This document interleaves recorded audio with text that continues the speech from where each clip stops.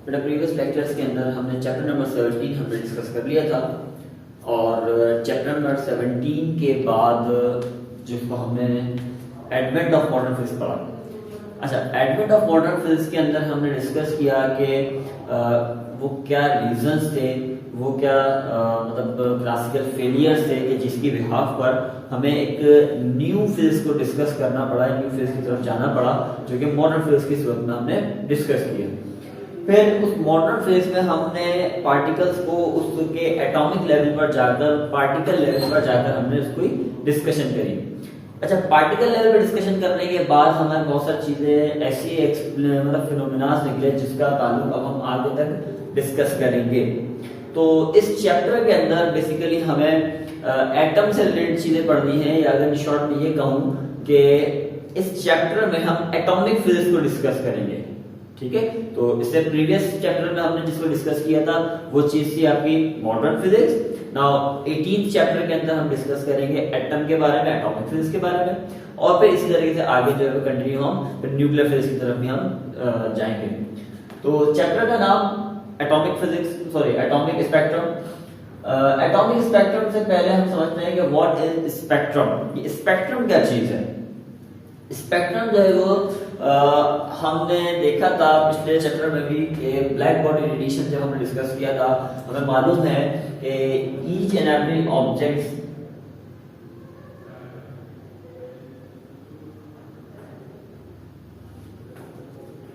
Body emits the radiation।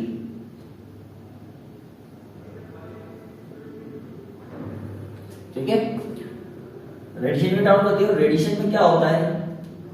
Different wavelength, frequencies और intensity.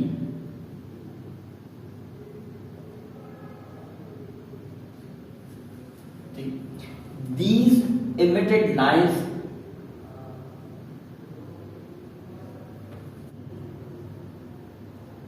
are known as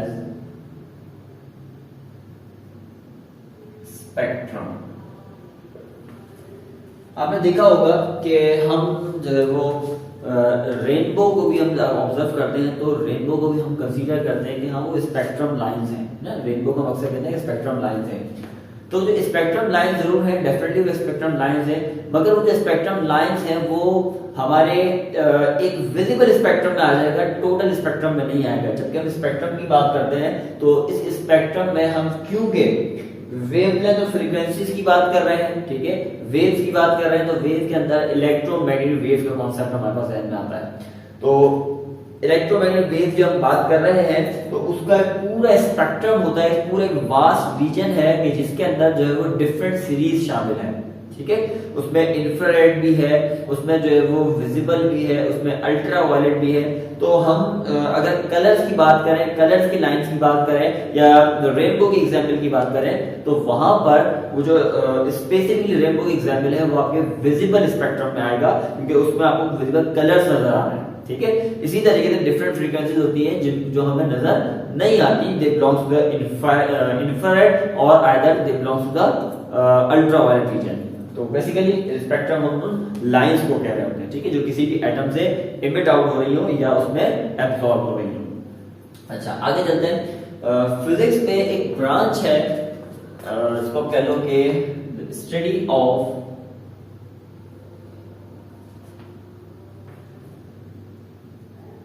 investigation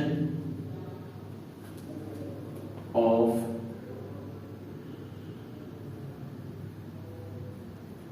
spectrums। ठीक है,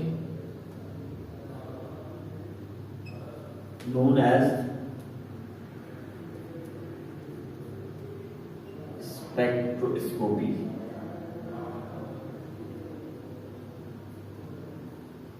ठीक है जी, तो फिजिक्स में एक ब्रांच है फिजिक्स की जिसको हम कहते हैं spectroscopy, and that deal with the investigation of the spectrum.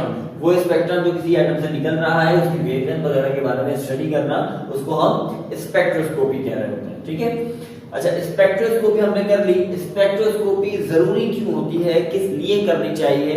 तो उसके लिए मेरा सिंपल सी हल ये है कि स्पेक्ट्रोस्कोपी हम उस मटेरियल की नेचर को फाइंड करने के लिए कर रहे होते हैं। ठीक है भाई, कैसे नेचर फाइंड करने के लिए, क्यों स्पेक्ट्रोस्कोपी जरूरी है या नेचर क्यों फाइंड कर रहे हैं? देखिए, लेट्स सपोज आपके पास कुछ डिश के अंदर, जो आप चाइना डिश कहते हो, उस छोटी सी डिश के अंदर आपको जो है वो 3 से 4 कुछ पाउडर्स फॉर्म में कुछ केमिकल्स दिए हो, तो क्या उन व्हाइट पाउडर को या केमिकल्स को देखकर आप बता सकते हो कि ये कौन कौन से केमिकल्स हैं? उनकी नेम पर्टिकुलर आप नहीं बता सकते, सिर्फ देखकर, क्योंकि सबका कलर व्हाइट सा है, ठीक है, सब जो है वो पाउडर फॉर्म के अंदर मौजूद है, तो आप उनको देखकर इस तरह से चीजों को नहीं बता सकते। आइदर कि वो कोई शुगर का पाउडर है, ठीक है, या कोई सॉल्ट जो है वो पाउडर फॉर्म में है, या कोई जो है वो केमिकल जो है, जो कि ये कह रहे हैं वो पॉइजन है, नहीं हम बता सकते ना। तो हाँ, हम अगर उसको जो है वो चेक करके बताएं, ये हम पॉसिबल नहीं है, ये हम कर नहीं सकते, ठीक है, क्योंकि अगर कोई एसिड या पॉइजन हुआ तो हम चेक तो लेंगे, लेकिन बाद में बताने के काबिल नहीं बचेंगे। ठीक है, तो स्पेक्ट्रोस्कोपी जो हम कहते हैं बेसिकली वो क्या है कि इनकी स्टडी करना, और स्टडी करके हम उस मटेरियल की नेचर फाइंड होती है। तो याद रखिएगा कि spectroscopy used to find the nature of an element, उस एलिमेंट की नेचर फाइंड करने के लिए इसको हम यूज कर रहे होते हैं। ठीक, याद रखिएगा, हर एल स्पेक्ट्रम क्या होता है, each element has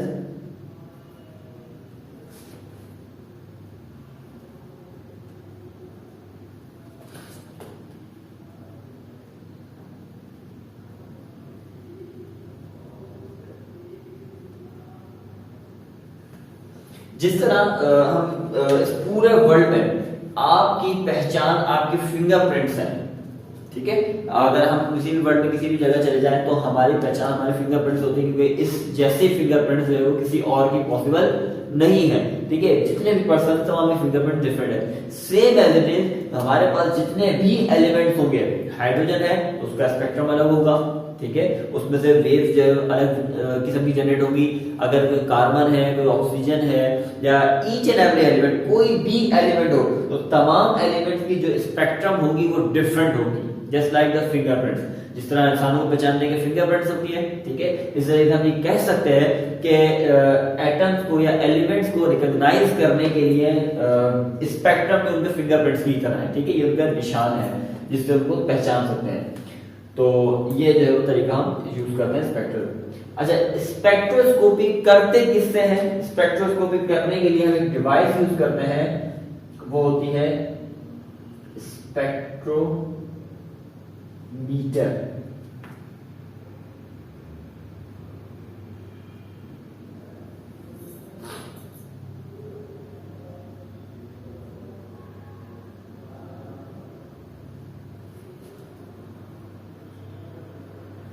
spectrometer use for spectroscopy. Spectrometer एक स्पेशल डिवाइस है जो कि हम जो फर्स्ट ईयर में आप पढ़ भी चुके होंगे, चैप्टर नंबर 9 में इसको पढ़ते हैं, डिस्कस करते हैं। तो spectrometer is a device used to spectroscopy. अगर स्पेक्ट्रोस्कोपी जो है वो थोड़ी सी एक्सपेंसिव डिवाइस होती है और इसको चलाना भी थोड़ा सा डिफिकल्ट होता है। स्पेक्ट्रोमीटर अगर जो है वो, इसके अलावा हम और भी चीजें यूज करते हैं, और भी डिवाइसेस यूज करते हैं जिसको हम ग्रेटिंग डिवाइसेस कहते हैं। ठीक है, कह लीजिए कि और जो है हम सम ग्रेटिंग एलिमेंट्स और प्रिज्म, तो कुछ जो है वो डिस्पर्जन डिवाइसेस भी अगर हमारे पास मौजूद है, स्पेक्ट्रोस्कोपी नहीं है तो स्पेक्ट्रोमीटर अगर हमारे पास नहीं है तो इन डिवाइसेस के थ्रू भी हम जो है वो स्पेक्ट्रम का जो पैटर्न है वो हम कम से कम जो है वो ऑब्जर्व जरूर कर सकते हैं। ठीक है, अच्छा, इसके साथ साथ हमने स्पेक्ट्रम को डिवाइस वगैरह डिस्कस किया। अब इनके बाद जो है इनकी कुछ टाइप्स वगैरह भी होती हैं, तो जो है हम इनकी टाइप्स वगैरह को डिस्कस करते हैं। पहले टाइप्स से पहले हम बात करते हैं स्पेक्ट्रम की फॉर्मेशन के ऊपर, कि स्पेक्ट्रम जो है वो किसी भी ऑब्जेक्ट में से बनता कैसे है, ठीक है, और फिर उससे उसी से रिलेटेड जो है हम उसकी डिफरेंट टाइप्स के बारे में बात करेंगे। ठीक है। हमारे पास सबसे पहले सपोज एक कोई कंटेनर है और इस कंटेनर के अंदर हमने जो है वो हाइड्रोजन गैस रखी हुई है। ठीक है, इस कंटेनर के अंदर हमने हाइड्रोजन गैस को रखा हुआ है। अच्छा, हाइड्रोजन गैस रखे या कोई भी एलिमेंट रखे हो तो डिपेंड करता है आपको जो है वो किस किस्म का स्पेक्ट्रम आपको चाहिए। तो आपने कोई इसके अंदर गैस रखी हुई है, उस गैस को आपने हाई प्रेशर पर रख दिया, बहुत ज्यादा हाई प्रेशर पर अप्लाई किया।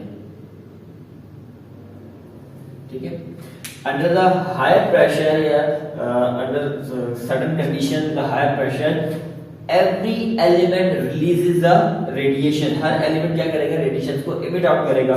रेडिएशन इमिट आउट होने के या इमिट आउट करने के मुख्तलिफ आप उसको रेडिएशन इमिट आउट करा सकते हो डिफरेंट वे से।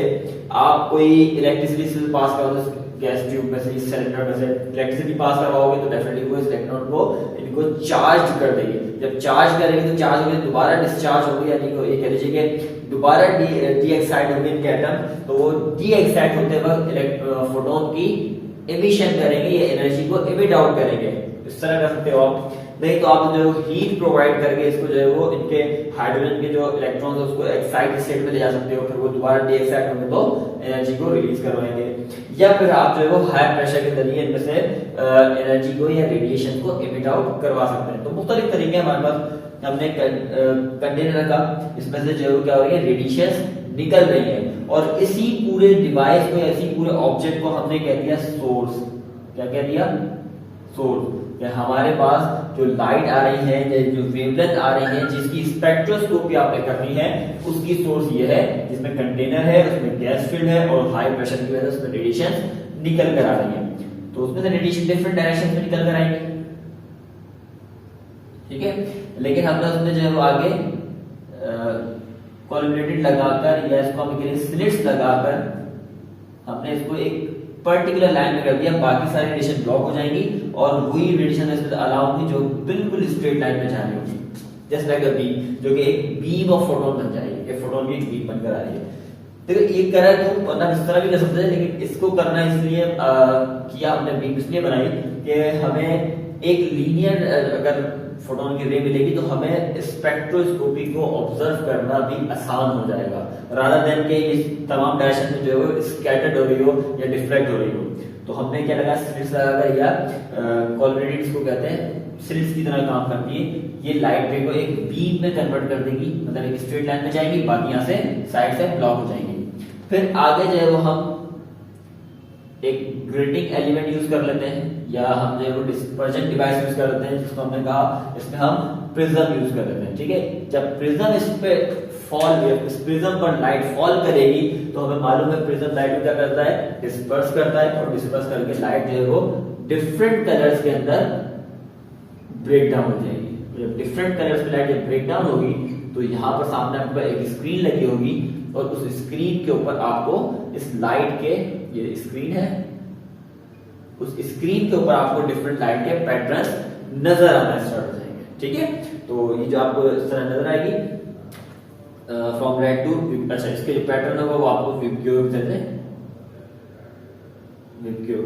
पूरा पैटर्न आपको लाइन का नजर आना स्टार्ट हो जाएगा। ठीक है, तो स्क्रीन पे हमें ये लाइंस नजर आई, और इन्हीं लाइन को क्या कह रहे हैं, these are the spectrum lines.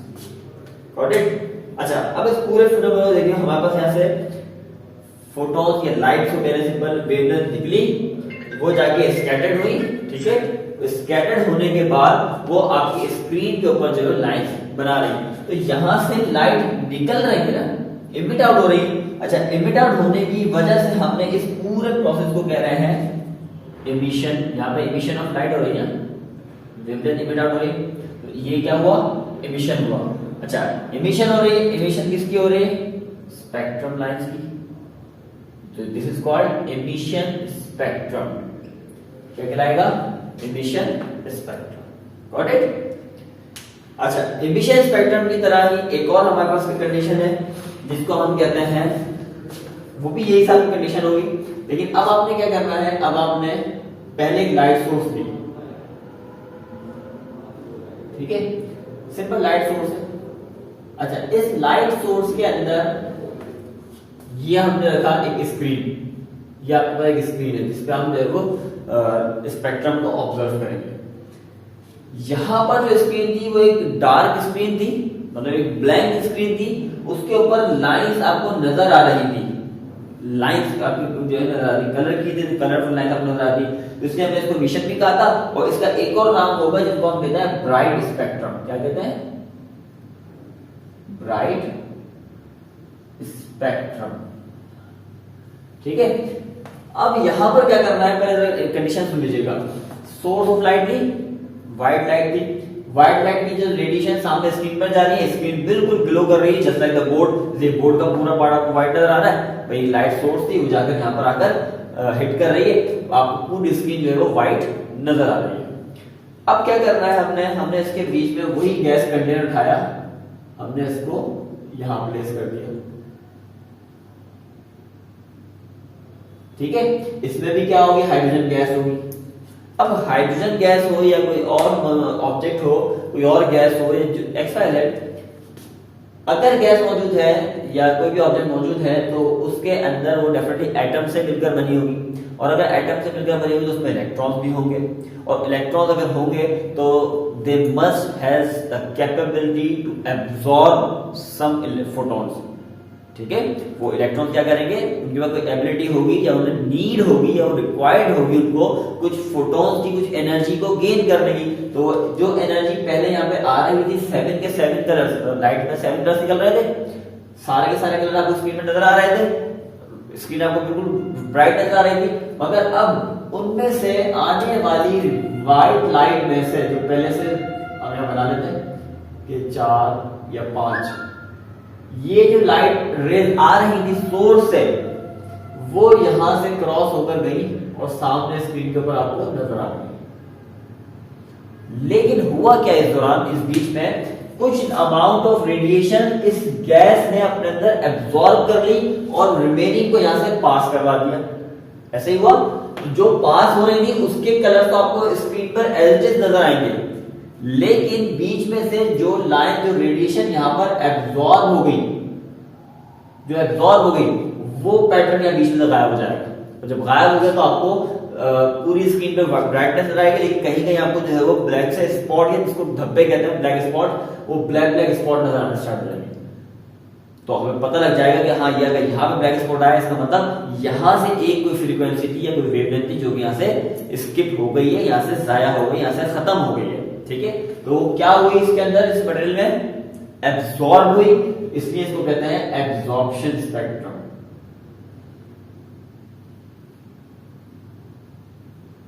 Absorption spectrum. ठीक है, अच्छा, एब्जॉर्प्शन स्पेक्ट्रम की वजह से स्क्रीन के ऊपर पहले से ब्राइटनेस थी, मगर आपको क्या नजर आया, डार्क स्पॉट, भाई वहां से फोटो गायब हो गया ना, खत्म हो गया। Absence of any light is darkness, और डार्कनेस का मतलब ब्लैक कर दिया, डार्क कह लो आपको।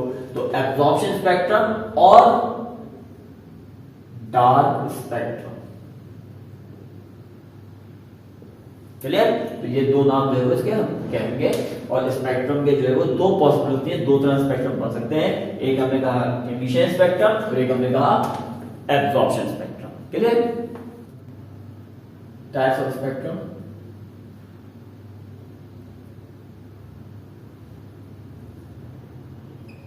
each of them has 3 types of spectrum. Number 1, line, yeah, it is also known as the discrete, or it is also known as the atomic spectrum. ठीक है, number 2, band या फिर स्पेक्ट्रम, और number 3 है continuous spectrum. देखिए, emission spectrum की अगर हम बात करें तो कंडीशन ये होगी, इसमें फोटो लिमिटेड हो रहे होंगे, लेकिन अगर स्क्रीन के ऊपर आपको सिंगल बार्स, सिंगल लाइंस नजर आए तो वो क्या कहलाएंगे, लाइन स्पेक्ट्रम। या क्योंकि वो अलग अलग पैटर्न फॉर्म में होंगे, बंडल या मतलब बंडल क्या कह लीजिए कि वो काउंटेबल में होंगे, कंटिन्यूअस पैटर्न में नहीं होंगे, टुकड़ों के फॉर्म में होंगे, तो इसलिए उसको हम डिस्क्रीट भी कह सकते हैं। ठीक है, और क्योंकि ऐसी स्पेक्ट्रम जिसको हम लाइन स्पेक्ट्रम कहते हैं, डिस्क्रीट स्पेक्ट्रम कहते हैं, वो बनती है मोस्टली एटम से, सिंगल एटम से, तो इसलिए उसको हम एटॉमिक स्पेक्ट्रम भी कहते हैं। ठीक है, जो कि इस चैप्टर का नेम भी है। तो हमें इस चैप्टर समझ में आया कि इस चैप्टर में हम एटॉमिक स्पेक्ट्रम को समझेंगे, मतलब कि सिर्फ लाइन स्पेक्ट्रम को डिटेल में डिस्कस करेंगे इस चैप्टर में, बैंड स्पेक्ट्रम और कंटिन्यूअस स्पेक्ट्रम की सिर्फ डेफिनेशन को हम समझ लेंगे, आगे हमारा इसमें जो है डिटेल में जाने की जरूरत नहीं होगी। दूसरे नंबर पे है बैंड स्पेक्ट्रम, या फिर उसको मॉलिक्यूलर स्पेक्ट्रम भी कहते हैं। बैंड स्पेक्ट्रम इसलिए कहते हैं कि उसमें जो है वो अलग अलग फॉर्म में भी होते हैं, लेकिन वो इतनी करीब करीब होते हैं, एक दूसरे के क्लोजर होते हैं, इसलिए वो बैंड फॉर्म में नजर आता है। चौड़ा कोई पट्टा समझते हैं ना, बैंड फॉर्म, वो बैंड फॉर्म में नजर आती है, एक सिंगल लाइन नहीं होती, शार्प लाइन नहीं होती, तो बैंड फॉर्म में। अच्छा, वो बनती किससे? वो एक आध एटम से नहीं बनती, बल्कि वो मॉलिक्यूल से मिलकर बनती है, इसलिए उसको मॉलिक्यूलर स्पेक्ट्रम भी कहा जाता है। नंबर थर्ड है कंटिन्यूअस स्पेक्ट्रम। तो कंटिन्यूअस स्पेक्ट्रम के अंदर हमें जितनी भी पॉसिबल फ्रीक्वेंसीज मौजूद हो सकती है, वो सारी की सारी फ्रीक्वेंसीज में शामिल हो जाएंगी, वो कंटिन्यूअस स्पेक्ट्रम कहलाता है। ठीक है, तो वन बाय वन इसको डिस्कस कर लेते हैं। इन्हीं स्पेक्ट्रम को हर स्पेक्ट्रम से मैच करके भी पढ़ा जा सकता है, जैसे कि line emission spectrum, band emission spectrum, continuous emission spectrum. Similarly line absorption spectrum, band absorption spectrum, continuous absorption spectrum. तो हर केस में उनके तीनों पार्ट होते हैं। सर हम डिस्कस करते हैं लाइन स्पेक्ट्रम को डिस्कस करते हैं।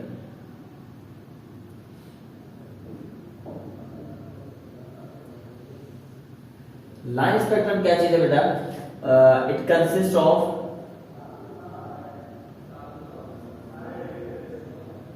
Sharp lines. ठीक है, इसके अंदर जो क्या होगा, शार्प लाइंस होगी, और वो लाइनें कुछ इस तरह से होंगी, देखिए।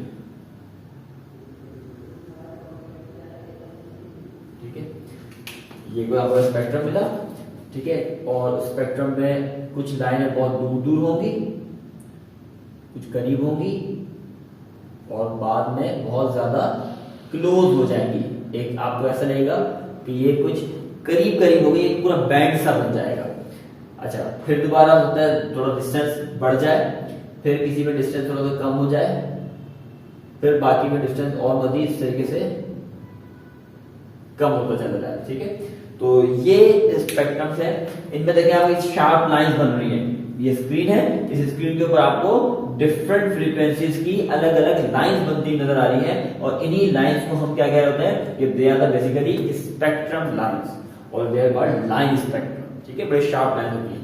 अच्छा, अगर तो गौर से देखें तो एक एंड पर आपको इनके दरमियान बड़ा वाज़ेह फर्क नजर आएगा, बहुत डिफरेंट गैप नजर आएगा। ठीक है, और आगे आगे जैसे जाते जाओगे इनके दरमियान जो गैप है वो क्या होता जाएगा, कम होता चला जाएगा। ये शायद आपने अगर केमिस्ट्री में पढ़ा हो, आपको मालूम होगा कि एनर्जी डिफरेंस होता है शेल्स के दरमियान में। कॉन्सेप्ट याद होगा ना, एनर्जी डिफरेंस होता है। अगर हम जो है वो फर्स्ट ऑर्बिट से जो सेकंड ऑर्बिट के दरमियान की बात करें, तो वहां पर एनर्जी का जो डिफरेंस है वो थोड़ा सा ज्यादा होता है। तो बहरहाल ये एनर्जी के डिफरेंस की वजह से भी बनती है। फिर आप आहिस्ता आहिस्ता जैसे जैसे दूर तक जाते जाते हो, तो उनके दरमियान में जो एनर्जी का डिफरेंस है, ठीक है, जो कि बहुत में पढ़ते हैं, वो बहुत कम हो जाता है। ऐसे ही ना भाई, ग्राउंड शेल में एनर्जी की जो बाइंडिंग एनर्जी कह लीजिए आप, जो एनर्जी रिक्वायर्ड होती है वो कितनी होती है, ग्राउंड स्टेट में इलेक्ट्रॉन की 13.6। फिर अगर आप सेकंड स्टेट में चले जाओ तो बाय 3.4 इलेक्ट्रॉन वोल्ट, फिर थर्ड में चले जाओ तो 1.5 समथिंग, फिर आई थिंक 0.84 समथिंग। तो पहले शेल के दरमियान में डिफरेंस आया वो कितना ज्यादा था, 13 से 3 पे आ गया, तो ज्यादा डिफरेंस आया, ज्यादा बड़ा बैंड गैप आया, गैप ज्यादा आया।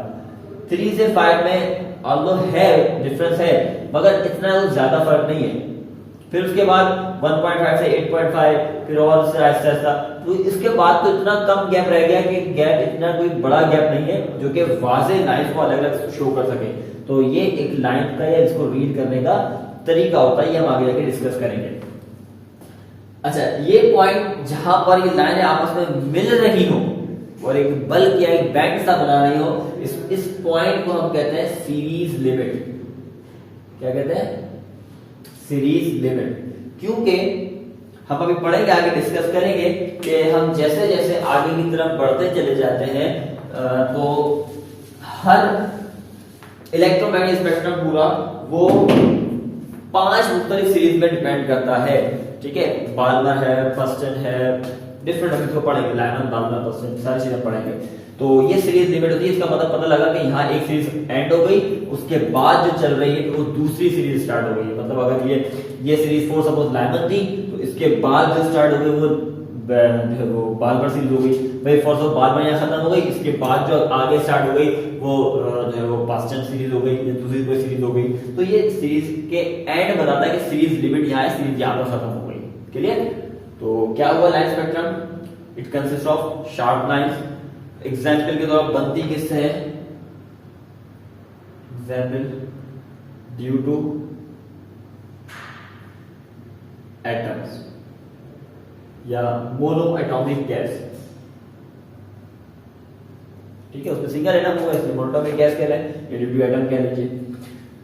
अच्छा, उसके बाद हम बात करते हैं बैंड स्पेक्ट्रम की, बैंड मॉलिक्यूल की या मॉलिक्यूलर स्पेक्ट्रम की, sorry.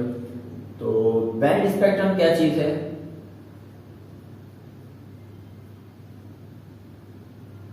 Band spectrum basically although it consist of sharp lines, ठीक है, मगर बेटा उन शार्प लाइंस को थोड़ा सा इस तरह चेंज कर सकते हैं कि इट कंसिस्ट ऑफ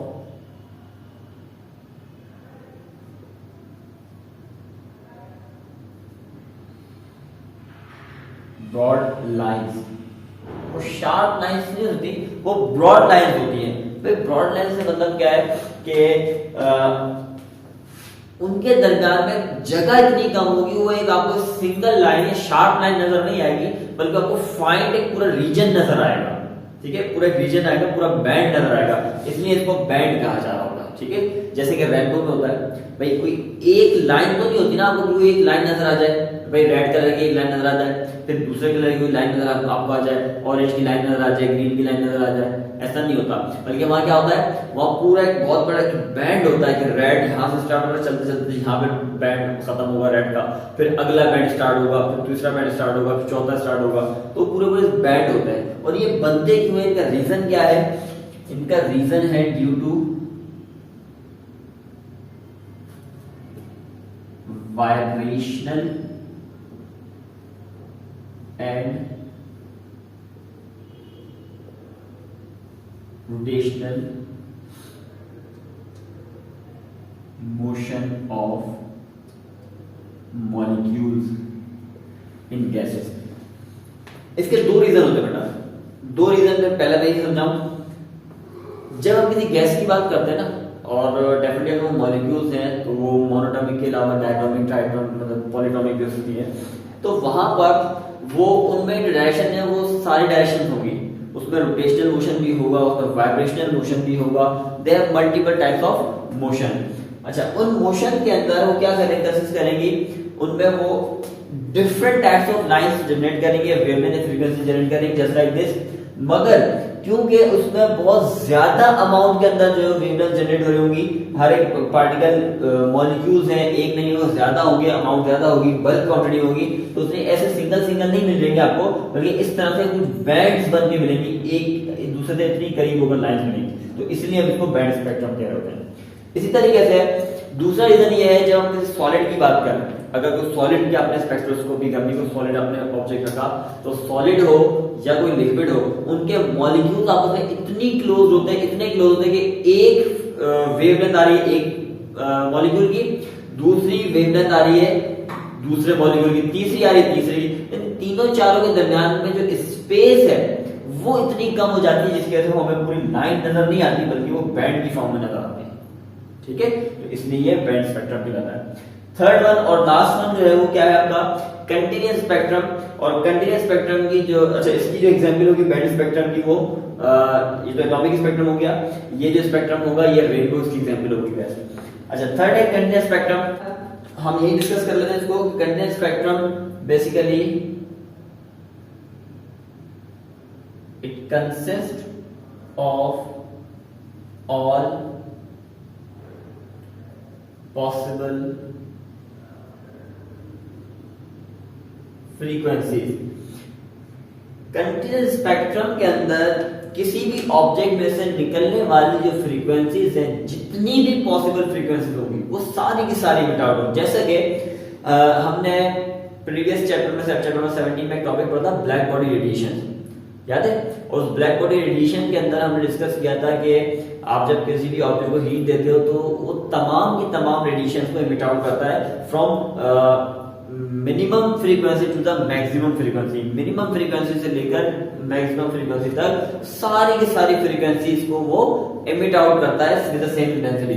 अगर वो फ्रीक्वेंसी इमिट आउट कर रहा है तो उसमें से निकलने वाला जो स्पेक्ट्रम बनेगा वो आपको आपकी स्क्रीन के ऊपर कोई एक लाइन या कोई बैंड नजर नहीं आएगा, बल्कि पूरी स्क्रीन के ऊपर जो है वो आपको कलर्स या पूरी अलग अलग जो है वो इलेक्ट्रोमैग्नेटिक वेव रेडिएशन नजर आएंगे। जैसे कि आप अक्सर मोबाइल फोन यूज करते हो, ठीक है, और मोबाइल फोन यूज करते वक्त आप कुछ एडिटिंग करने के लिए आप जब कुछ ओपन करते हो तो बराबर में एक लाइन, कलर की लाइन नजर आती है आपको। तो वो जो कलर की लाइन आपके पास नजर आ रही है बेसिकली वो एक कंटीन्यूअस स्पेक्ट्रम की एग्जांपल है। कैसे भाई? वहां पर अक्सर हम देखते हैं कि ब्लू कलर सब टॉप पर है और ब्लू कलर को आप हल्का सा कर्सर चेंज करते हैं तो ब्लू कलर के बाद वो वायलेट, इंडिगो कब बन जाता है पता ही लग पाता है ना। ब्लू के बाद अगर अपने रेड की बात करें तो रेड से हल्का सा पोर्शन हम अप या डाउन करें तो रेड से कब वो ऑरेंज बन जाता है, कब वो येलोइश में चला जाता है, नहीं पता लग पाता। क्यों नहीं पता लग पाता? क्योंकि वहां बहुत मामूली सा डिफरेंस है, कंटिन्यूअस स्पेक्ट्रम है कि रेड से लेकर ब्लू के दरमियान तक each and every colour is there, तमाम के तमाम कलर वहां मौजूद होते हैं। तो इसीलिए वो तो सिर्फ कलर की बात हुई, वो विजिबल स्पेक्ट्रम था। मगर हम पूरे स्पेक्ट्रम की बात करें, इलेक्ट्रोमैग्नेटिक स्पेक्ट्रम की, तो वहां पर सारी की सारी possible from minimum frequency to the maximum frequency सारी की सारी पॉसिबल फ्रीक्वेंसी मौजूद हो सकती हैं। They are called continuous spectrum. Clear? तो होप कि ये आपको जो है वो इंट्रोडक्शन ऑफ एटॉमिक स्पेक्ट्रम समझ में आया होगा। और इस टॉपिक से रिलेटेड बेटा इसको अच्छे से देखना दोबारा, और इस टॉपिक से रिलेटेड जो भी आपके जो क्यूरीज वगैरह हो तो आप होम क्लास में इसको पूछ सकते हैं।